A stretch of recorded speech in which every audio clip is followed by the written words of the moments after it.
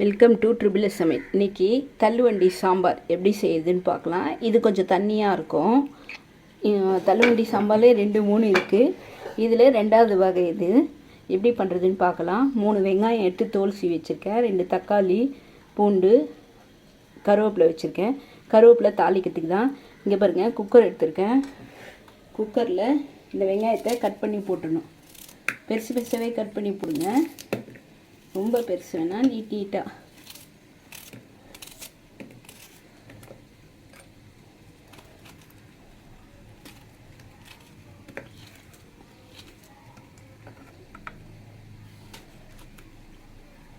இதில் மஞ்சள்தூள் போட்டு நல்லா வேக வச்சு எடுத்துக்கணும். ஒரு 2 விசில் விட்டு வேக வச்சு எடுத்துக்கணும்.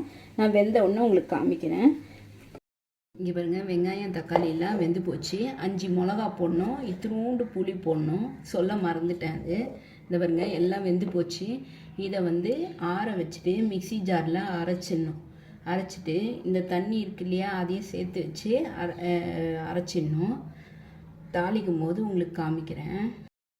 இங்கே பாருங்கள், மிக்சியில் அரைச்சி ஊற்றிட்டேன். உப்பு போடணும் இந்த ஸ்டேஜில். இதை பாருங்கள், இவ்வளோ உப்பு போடுறேன். இங்கே பாருங்கள், கடாய் வச்சுருக்கேன். அதில் எண்ணெய் ஒரு 4 ஸ்பூன் எண்ணெய் ஊற்றணும்.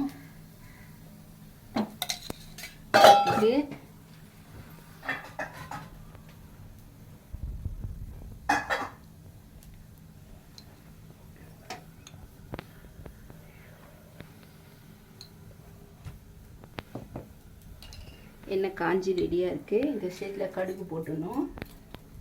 கொஞ்சமாக பெருங்காயத்தூள்,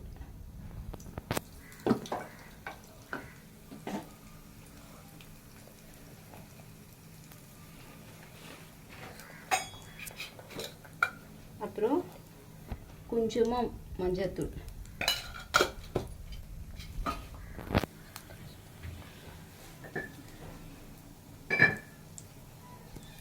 ஆல்ரெடி மிளகா போட்டு தான் அரைச்சிருக்கோம், அதனால் ஒரே ஒரு மிளகாவை கிள்ளி போடணும். அப்புறம் இந்த பாருங்க, கடுகு பொரிஞ்சிச்சு. இப்போ கருவேப்பிலையை போட்டணும்.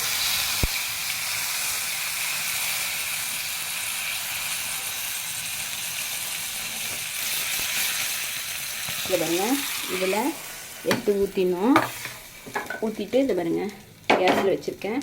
ஒரே ஒரு கொதி, ஏன்னா ஏற்கனவே வேக வச்சு தான் அரைச்சோம், அதனால் ஒரே ஒரு கொதி விடணும். இதில் லைட்டாக சாம்பார் தூள் கொஞ்சமாக ஒரு 1/2 ஸ்பூன் போடுறேன் பாருங்கள்.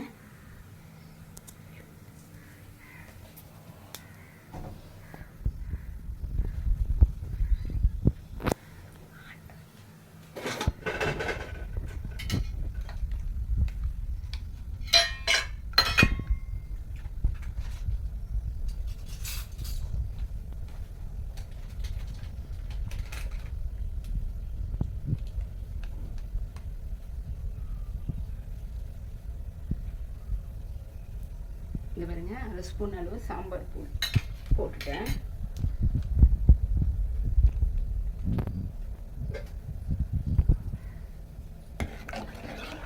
கலக்கி விட்டுறோம். உப்பு போட்டோம் இல்லையா, அந்த உப்பு கரையிறதுக்காக தான் ஒரு கொதிக்க விட்றேன்.